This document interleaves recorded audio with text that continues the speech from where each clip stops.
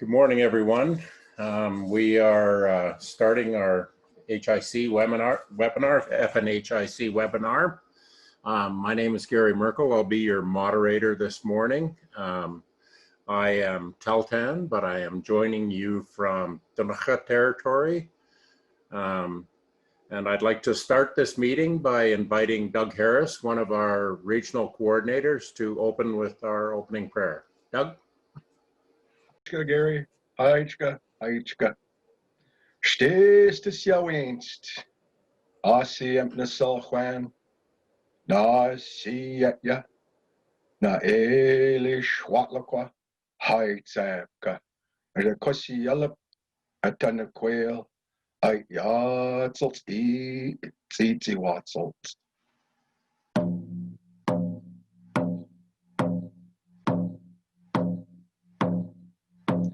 Tidwea Sansa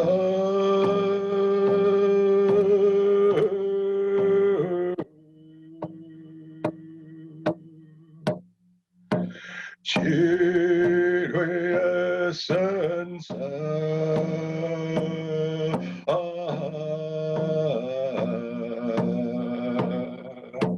Nishtanashta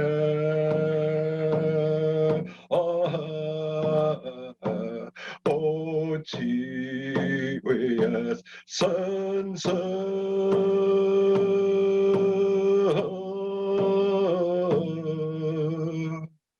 Atacha Stilweya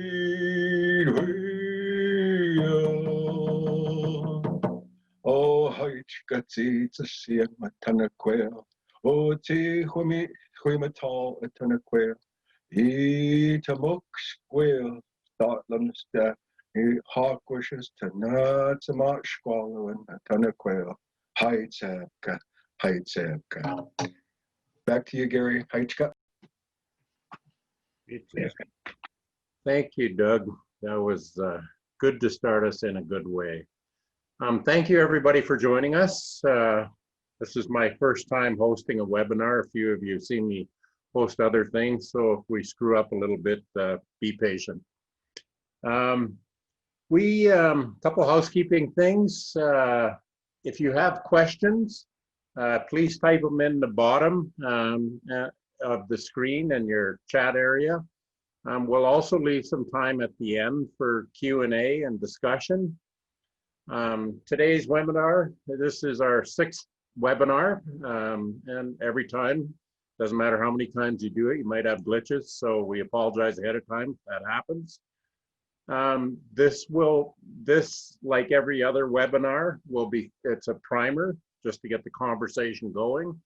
We will follow these up with regional engagement sessions. I expect that many of you on this one have been involved in those. So, and if you haven't, please visit our website, and it'll give you a schedule for those, and contact or contact your regional engagement coordinator. There's a list of them and their contact information on the webinar.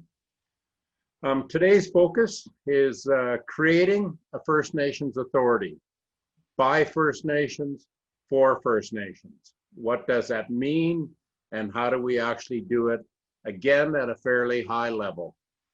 I should also mention that this is an introductory conversation. We only have an hour. As we said, this process of creating this authority, I should have explained maybe earlier, my role is to negotiate the agreement between BC First Nations and the federal government for the transfer of care and control of federal housing and infrastructure programs to First Nations, similar to the First Nations Health Authority. We will be getting into a lot of detail as this engagement process unfolds, and you can expect more and more dropping down into those details over time.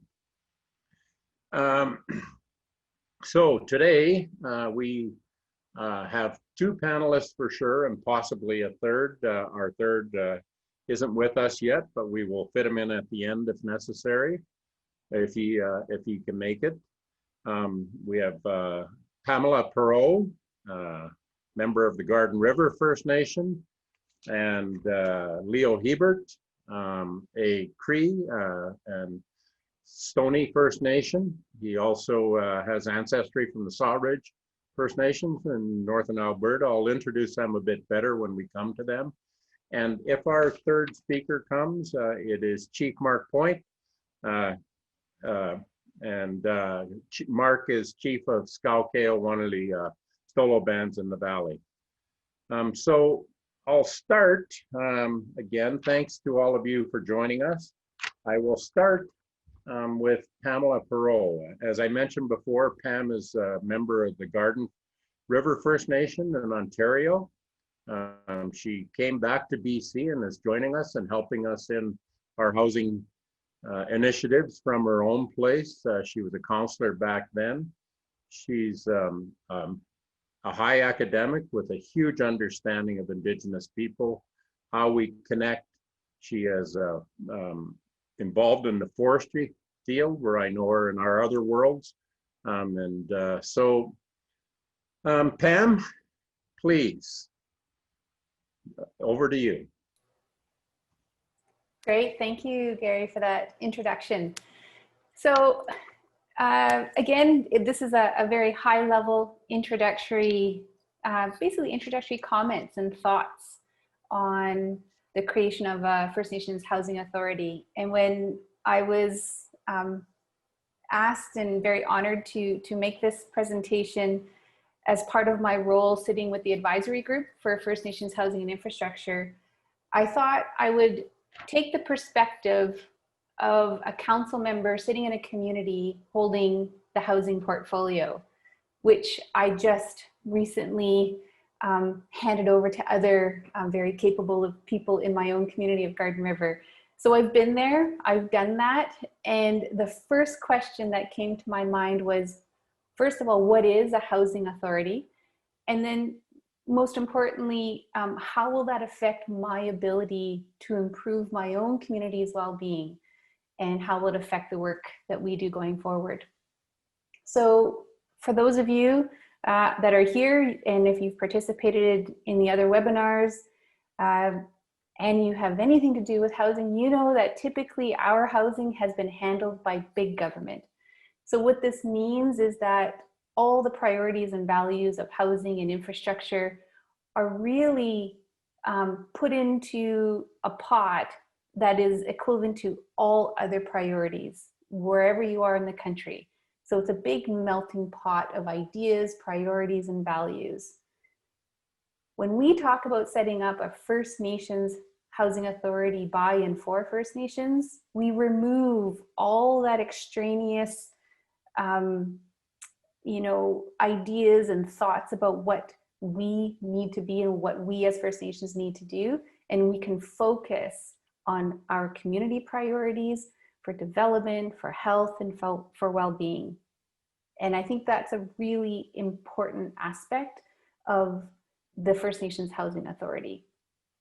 I've been also asked to perhaps comment on a question or a term actually that you might see a lot of in the materials that we've been producing through the Housing and Infrastructure Council, and that's the term culturally appropriate. And I wanted to tackle this term because it relates to the statements I just made, but also it really is a broad framework statement that doesn't actually have a lot of meaning unless you really delve into it and make meaning for yourself. It's kind of similar to using the term sustainable development.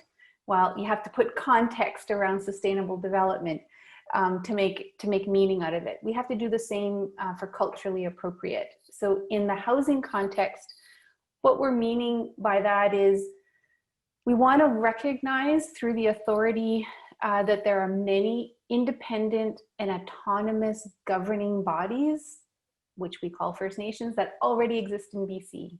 Very important. We want to recognize that while we use the catchphrase First Nations, that in fact there's many different cultural groups within BC.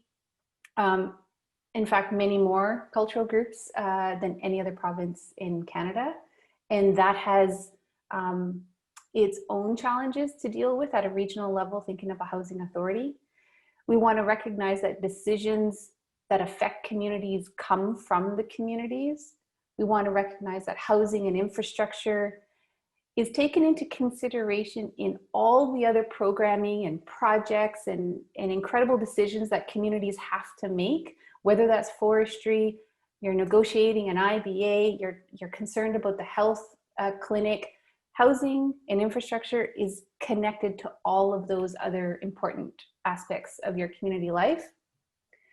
And I think that all in all, while First Nations Housing and Infrastructure Council is responsible, is taking on the task of setting up the authority, which means the systems, the programs, policies and procedures that will facilitate the transfer of responsibility, that in fact what we're really engaged in doing is facilitating community level, if you want to call it a self-determined pathway for really engaging with housing and infrastructure development going forward.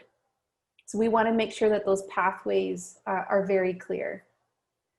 We also, really important, want to recognize that in reality, the context, while we talk a lot about on-reserve housing, not all of our members live on reserve. And in fact, what we've heard through our engagement sessions is housing is often one of the main deterrents to coming back to the community. And people have said, if there was housing available, if we felt that we could make a home in the community on the reserve, we would be there.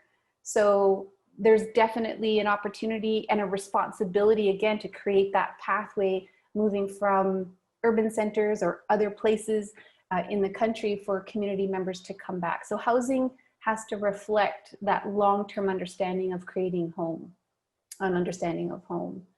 And I guess finally, what I just wanted to say was that two big words that again, that we have to make meaning for ourselves, and that's what the engagement sessions are all about, that will follow this, are accountability and transparency. And again, these are meaningless words unless they're backed up with action. So I think the First Nations Housing Authority puts First Nations in the driver's seat. There may be mistakes that are made, but most importantly, First Nations will also be the drivers of solution and opportunities going forward. Thank you very much. Thank you, Pam. I see that Chief Mark Point has joined us, so I will start with, I'll shift to Mark. Mark, as I mentioned before, is the chief of the Skalkale First Nation, one of the Stolo, 11 communities of the Stolo Nation in the Fraser Valley in British Columbia. Mark is also the vice chair of the FNHIC. And Mark would like to give us a chief view of what this means for us and what we need to do to get our mental framework and ourselves ready as people to assume this authority. So Mark, you're muted, so unmute yourself and please. Good morning, everyone. What a wonderful opportunity to get together to talk about future for our people in housing and infrastructure. We've all been working very hard in setting the stage to make this happen, and it's good to be able to get together to share and to look for input from as many people out there that we can pull together. This whole process has been underway for some time. The whole concept of self-government, and self-government means that we're going to do things ourselves, hopefully the best way that meets our community's needs ourselves. And our chiefs have been saying this for a long time. We're close to the doorway to pass through to get this process underway, and it's times like these we're certainly challenged with COVID, but we always find a way, and this is a good way that we can reach out and ask for as much input and opportunity as we can. So thank you everyone for joining, and let's get some work done. OCM. Thank you, Mark. Excellent. Our next speaker, Leo Hebert, or I said earlier, Leo is Cree. He's from Stoney First Nation. He's got roots from Sawridge First Nation as well, Northern Alberta. A lot of you know Leo. He's been around the housing field and community development field forever, running many nonprofits, governments, and many other things for us. Leo, I see in his bio, he's been doing this for over 37 years. I expect that's longer than some of you on this call have been alive. So please, Leo, impart your wisdom and give us some of the benefit of your on the ground experience and what this might mean to you in your life. Good morning, everybody, and thank you again for this opportunity. I really am humbled by being asked to speak to so many people here. I am first of all, yes, like you say, I'm originally from Northern Alberta, but I've been living as a guest within the traditional territories of the Tlachtli Tene First Nation, and who the city of Prince George happens to sit on. And so I've been here, yes, for over 50 years. Yeah, I'm just, you know, the opportunities and limitations is one of the things that I'd like to talk about briefly. Is that I have, Pamela, I really like what you've said about, you know, home. It's not, we're not just talking about units and houses and sticks and bricks. We're talking about homes.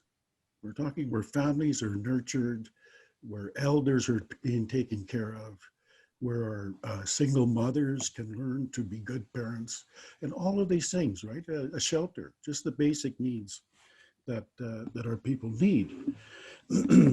I like Gary says, I've been at this in and out over for the last 1980, from RAP inspector in Northern British Columbia to energy auditor for BC Hydro, to just working as a member of, the housing coordinator for the tribal council in the early 80s, when all of this Indian Affairs was talking about devolution, devolving all of this over to First Nations and devolving it over to tribal councils. And over a period of time, there's been some really successful, really successful initiatives that are happening right now in this province. A number of First Nations are doing some incredible things with energy efficiency, with coming up with alternative tenure systems, land issues, land management issues as well. So I think we have an opportunity to build upon some of the really good work that a number of First Nations are doing, as well as our partners, our stakeholders that are working with our people within the cities as well. There's been a good track record of good programming for the last 30, 40 years with the urban Indigenous housing providers as well. AMA is an example. There's a whole variety of different groups that have been putting things together well.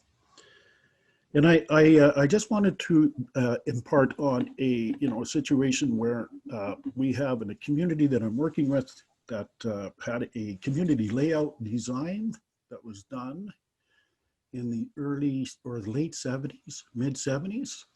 So this design was, the community layout design was done by an engineer somewhere not within the community. And that community layout is designed based on what Indian Affairs funding allows for frontage on each lot. So right from the beginning, you're restricted to size and scope, like Pamela mentioned, about you have outside influences and outside values. And I know for a fact that lot development on reserve communities was based on a fixed amount of money. And modest housing is another example. No carports, no decks, no closet organizers, all kinds of restrictions that have been put on us within these. In our communities, we have extended families. We have our grandmothers and grandparents that are looking after our children. We have 3, sometimes 4 generations of families living together.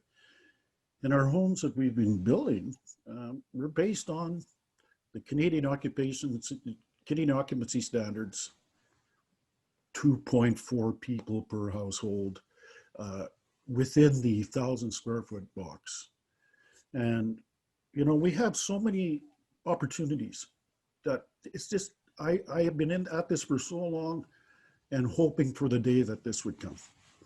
And we are, I think, at a really critical stage right now, working together from a holistic perspective by First Nations, for First Nations. I think the opportunities are in this. And then the only thing that can limit us, I think, is, you know, of course, money. And that's another topic. What is it going to cost to do all these things? So let's be creative. Let's use the wisdom and knowledge that we know from our traditional for thousands of years, for how we looked after ourselves, our communities. And this is an opportunity to do that. So I'm really, really, really looking forward to what can transpire. We have a lot of talented people. We have the talent. We have what's right there. It's just ready for us to take. So thanks for asking me to share today, you guys. I really appreciate this opportunity. I look forward to more dialogue as well too, being part of this conversation. Thank you, Leo. That's excellent.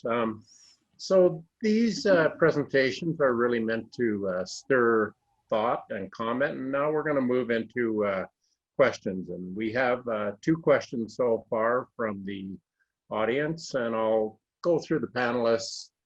I think the first one is a really good one, and Pam alluded to it a little bit, but from Keith Innes. What does a successful First Nations housing department, he says, or an authority? We are building a whole new institution and building our own bureaucracy. What does this thing really look like? And are there any success stories out there that we can look at? Which of you would like to tackle this first? Okay, if nobody's volunteering, I'm going to pick on Pam because I see she's unmuted.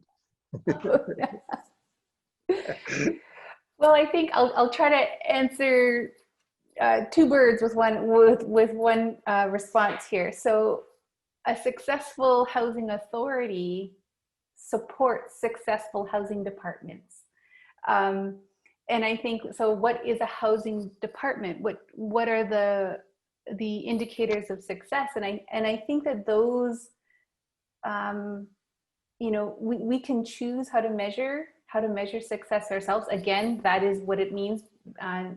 First Nations doing something for First Nations is that you get to choose those measures of success, and whether that, and you get to set your goals. So whether that is in 5 years' time, 100% of your elders have healthy housing, that is your measure of success.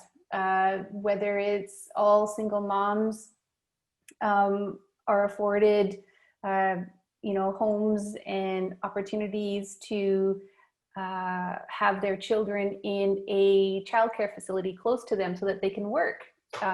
You know, you could set your measures of success, and I think that that's what is important in the message that I would put forward. Is there success stories out there? I'm sure there are.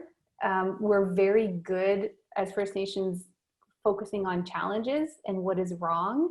And I think one of the important responsibilities of First Nations housing and infrastructure as a council, and then the authority going forward, will be to actually highlight those stories and to bring them forward. And I'm sure in our engagement sessions after this, that will be a priority, is to really to talk about success and to understand what that means to the people that participate, and to set those important goals for everybody going forward. So I'm sorry it's a roundabout response, but yeah,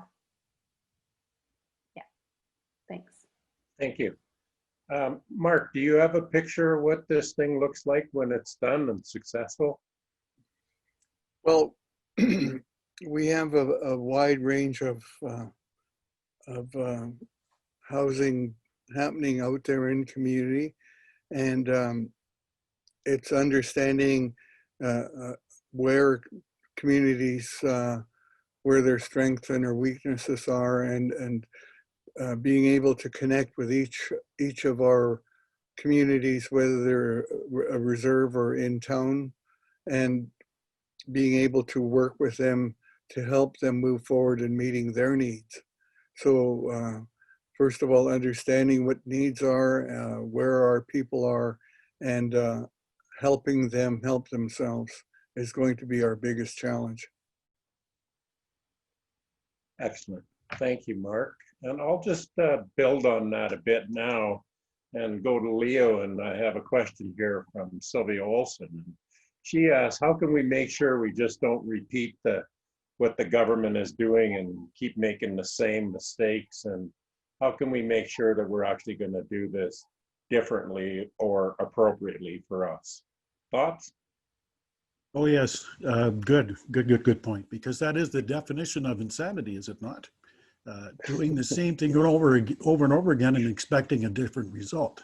And I'd like to question as many people here, how many people are satisfied with the way things are going right now, right? How good are things going now? And I know that through the, a good, successful, I've been working within homelessness as well too, because housing is not just, there's a whole spectrum of housing needs and all of the different needs that we have. And, we, in larger cities and a number of places, there's a number of homeless counts where the stuff that I've researched and that I understand is that a large percentage of people who are homeless are Indigenous, are people. And to me, a successful place is that nobody is homeless, that we have homes. And we have the technical ability to support with all of the new building codes and the climate change and all of the energy efficiency and greenhouse gas and all those technical aspects, there's opportunities there as well too. Now, I'm actually working, Sylvia, I'm working with a group that's on a housing policy. Housing policies typically were developed to meet the requirements of the housing funding programs. So CMHC requirements, Indian Affairs requirements, housing policies were developed to meet those policies. And we have an opportunity to ensure that we take a look at how we manage and how we do business with each other so we can create those ourselves, right? So policies are colonial in a way. And how can we change that? So that's key. I think policy and how we do business with each other is really important. Competitive, it has been really competitive the way things have been. It's been a really competitive, complex kind of process to get housing. Building those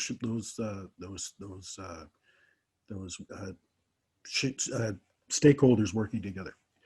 Anyhow, that's a very good question, and I know that the answers are within everybody who's on this call, or in this conference anyways.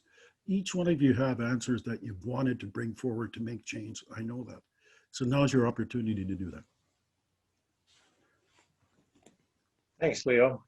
Chief Mark, I would actually really appreciate your thoughts on this because you've seen a few of these things developed in your life. How do we not just repeat the mistakes of the past? Well, I think we have to, I'll repeat part of my answer for the last one is to connect with everyone and to not to think that we're going to be doing things for people. We have to we have to understand that throughout the lay of the land of this province, people are at different stages of capability of doing their own housing. There are some bands that are small that are going to continue to need us to probably find people or help or even do their housing program for them. There are some communities that just want us to back out and stay away, and probably do pass-through finance to them and help them be a resource to them, if nothing else. But to understand exactly where and what abilities are out there, and to be able to work with support and get away from being the big brother, thinking that we have to do everything. We are moving to self-government, and we have to keep that in front of us. And so we support, we provide outside assistance. We do as little hand-holding as possible, and it will eventually work. We have to be patient.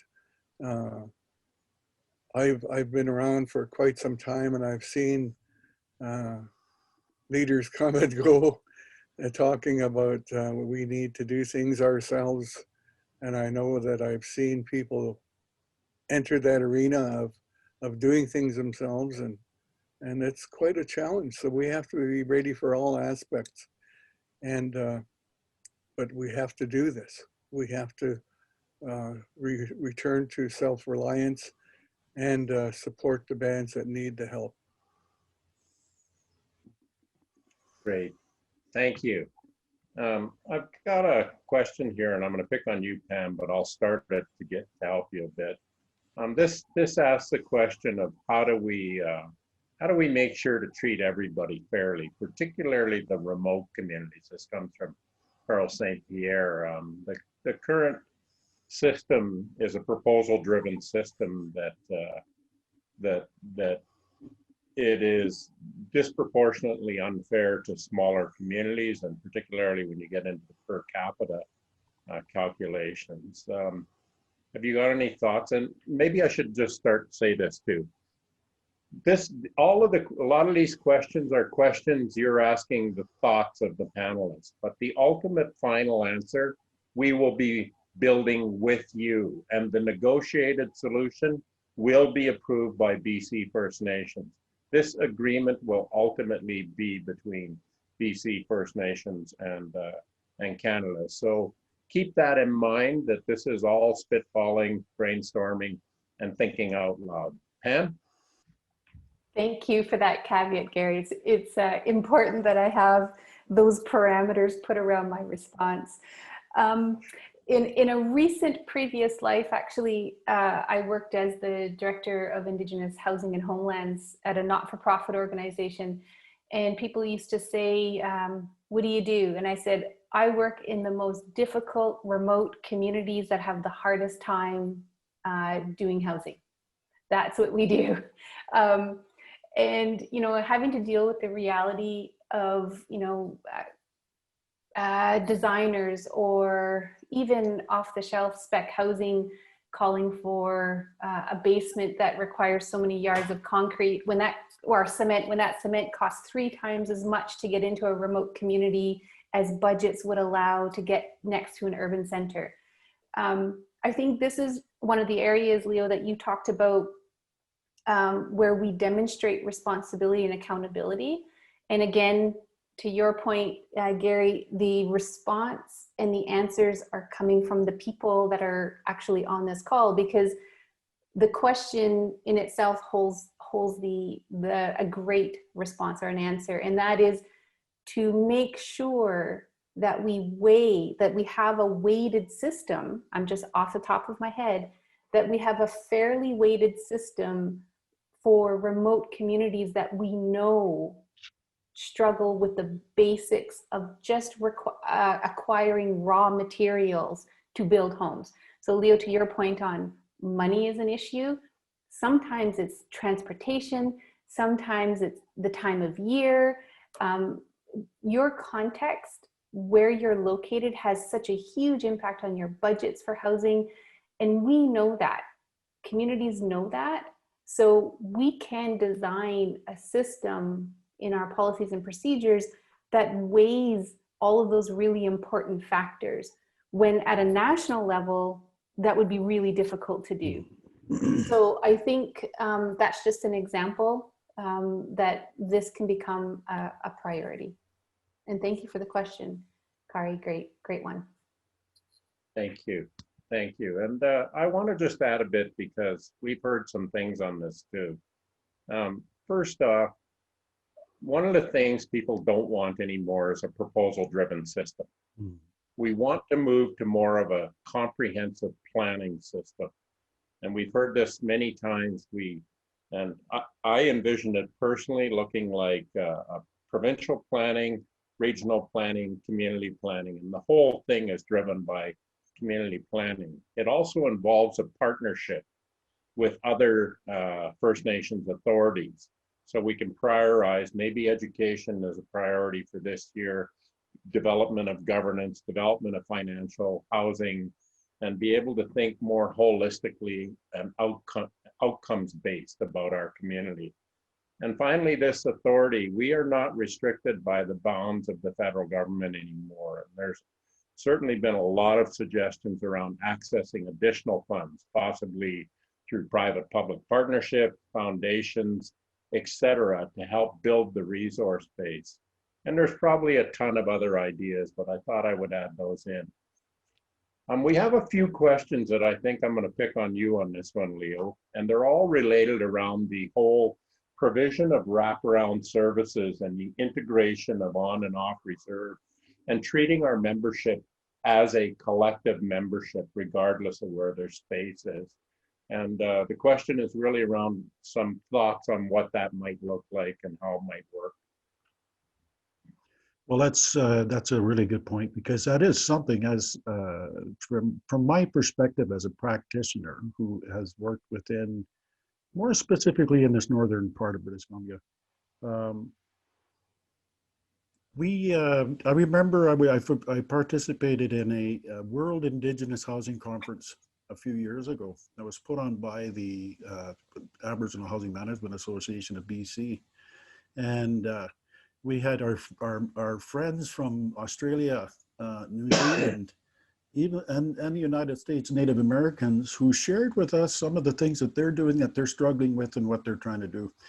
And it was like just looking at a mirror. It's like looking at a mirror of what we're doing as well.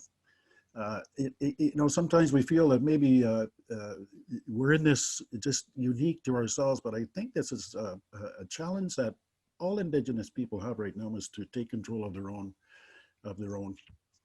So working with the urban population and First Nations together, you know, individuals or community members are not just numbers. These are people, these are families, these are human beings that need our support. And how we do that, you know, I think recognizing the territory of the First Nation, obviously, we're in the process of negotiating a working relationship with the local urban housing provider and other groups, the First Nation that I'm working with right now. So we're looking at how can we share some of those resources, how can we share our knowledge, technical as well as, you know, from how to build homes and how to renovate homes, to how to property manage, how to provide those full wraparound support services so that our members have successful tenancies the best that they can, that there is a really good understanding that we're working together.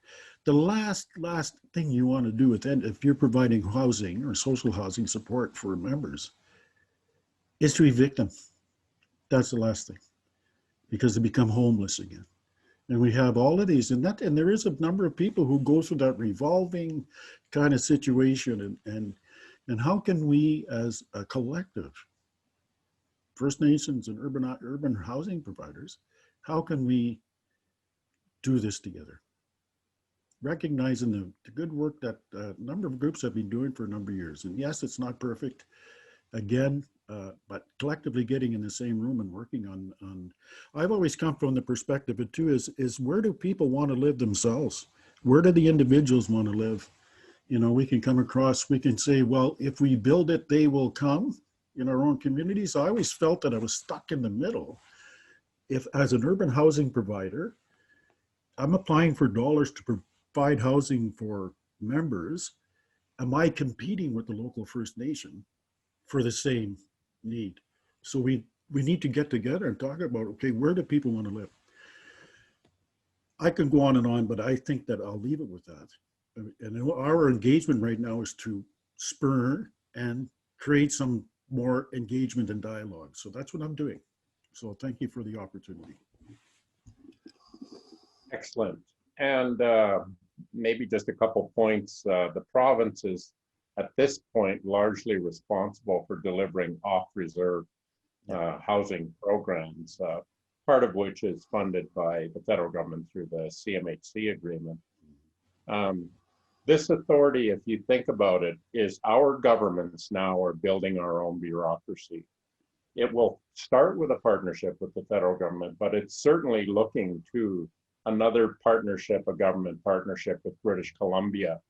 And myself personally, I see that whole delivery framework involving a lot of our existing urban delivery providers and their umbrella organizations.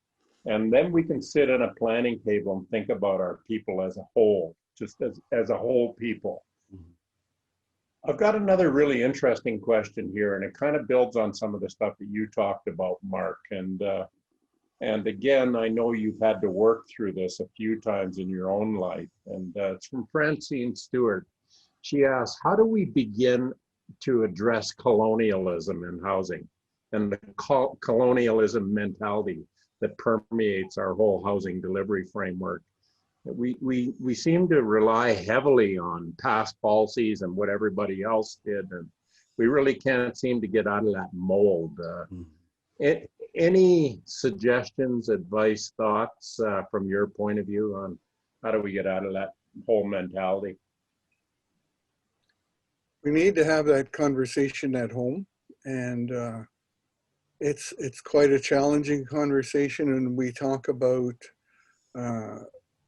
when I understand the question to mean, how do we change our community's thinking from having our hand out and wanting free housing, having somebody come in and fix your door or your window, or thinking that somebody's going to build a house for you for nothing today. And we began that conversation quite some time ago in our community and in the area that I live in. And it's quite a resistance that you face from our own people, because our own people have been very accustomed for generations to sit back and wait for somebody else to do something for you.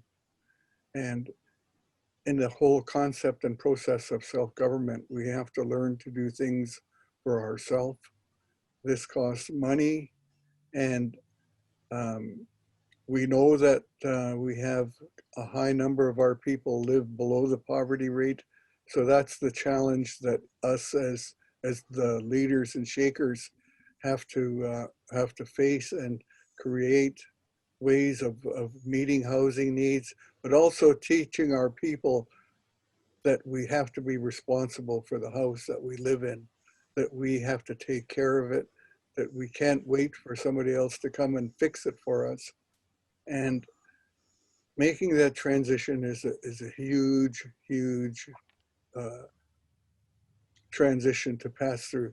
I faced that within my own family when I was a young band manager, and I had to tell my dad to fix his own window after he had a party the night before. And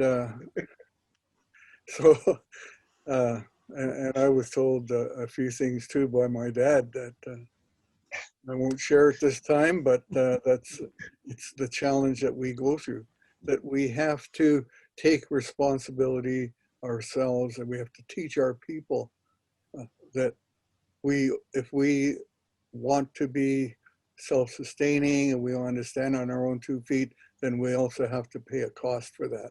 That doesn't mean that people that can't pay are told they have to pay. It's that they are taught to look after their things better.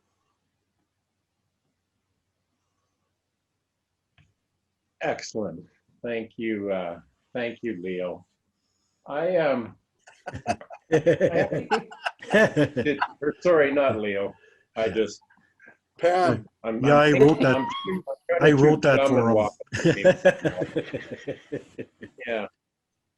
Gary, Pam, you had to deal with this as a counselor in your own Yeah. community. Yeah, how? Well, I was just going to share an example as well.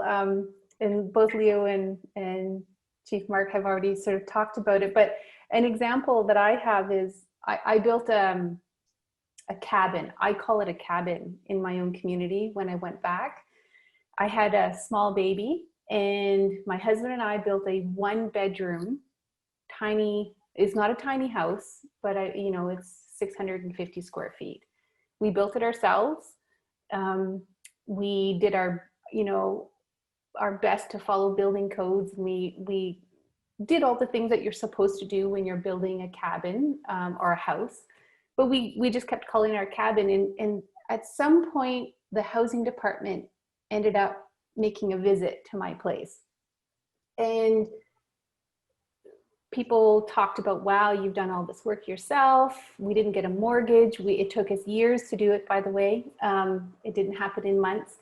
But I could tell something was bothering our housing department manager. And the question that she kept saying is, are you putting another bedroom in?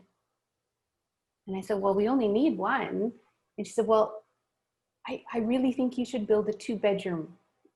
And I didn't, for the life of me, understand why a 2-bedroom cabin was a requirement in her mind. And then it hit me. I remembered, Leo, to your point about the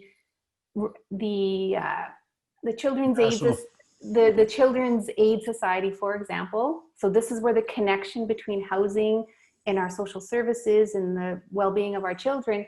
Children's Aid Society have a formula: 1 child, 1 bedroom. And that is how it's supposed to be. So my child, as a 4-month-old baby, was supposed to sleep in their own bedroom. And I said, hey, culturally, that is not who we are. We don't put our babies far away from us. It is very acceptable to have our babies in the same room as us. And while my manager knew that in her heart, she's a mother, she knew that she was following program guidelines. And because that was, and I think the colonialism, Mark, that you talked about as well, we've been delivering programs that we have not designed. So it becomes a habit. We just have these habits of asking questions. And that was one of them. And that was a really good example of, we can move and transition away from breaking some of our bad habits and creating new ones, and good policies to support good habits. Excellent. Thank Leo. you. Go ahead. Somebody wanted to add some more? Well, of course, basically we're all saying the same thing, that we have to change that. And, like I said before, I'm in the process of working with the community and developing policy for themselves, involving as many community members as possible as well too, right? So it's not that we're doing this to you, that we are doing this together for us so that we can have a holistic community. I know Sylvia always talks about this, but housing has a fair amount of turnover all of the time. There's lots of turnover, and there's always, I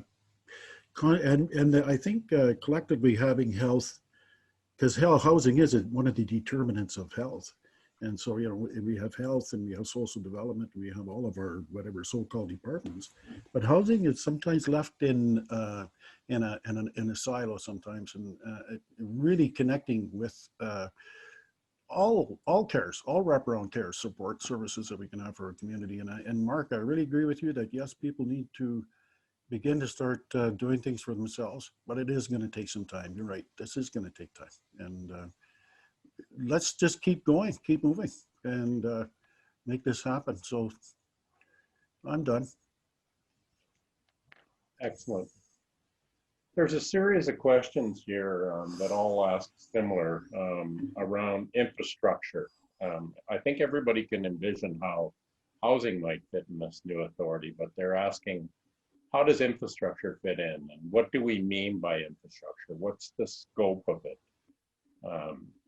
And the short answer to this question is we've been told as FNHIC to take it all over. Unless it doesn't make sense, then there may be some things that don't make sense for us. But that's the first instructions. We don't want federal government or other governments to be delivering a piece that's contrary to what we've taken over and are doing ourselves and have some kind of built-in complications. So I think actually I might actually start with you, Leo, on this and just some of your thoughts, because you are in the business of building infrastructure. Like, what are we talking about, or what's your thought? Yeah, that's a good question. It's been an ongoing, issue. The way the present structure is, of course, housing, septic tanks versus community collection systems, size of properties, size of lots.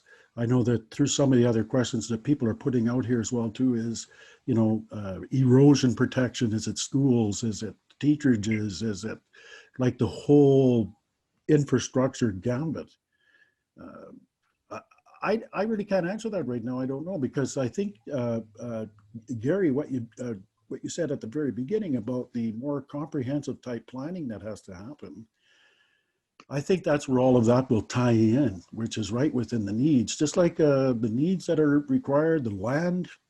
I don't know how many housing conferences I've gone to over the last 40 years where land has always come up, the shortage of land, postage stamp reserved land, the inadequate type of land that was given or provided through that reserve. Some of the land is not that developable. It's hard to develop on. So there's a whole, I think there's a, to keep that answer a little shorter for you is, I think that infrastructure is your way to get to your home, how to deal with your solid waste. And of course, the big, huge one is water. The water quality is so big, and we have to really focus on ensuring that. Fire protection. We have fire protection. How do we, and emergency response, and how do we deal with all of the emergencies because of climate change, because of forest fires, floods, pandemics right now. It goes on and on, right? So I guess with the First Nations Housing Infrastructure Council, what are we really talking about in terms of infrastructure? I think that has to be kind of still worked through, but water, solid waste, sewage, all of roads, power lines, telecommunication, transportation. There's a whole variety of things there. I don't know. School education, that's something that will have to be discussed, I'm sure, at a much higher level than I'm at. And that's, how far does this go? Are we just talking about infrastructure that's just specifically for housing? Are we just talking about just providing developed lots for housing? Or is it the whole gamut? I don't know that yet. I don't know.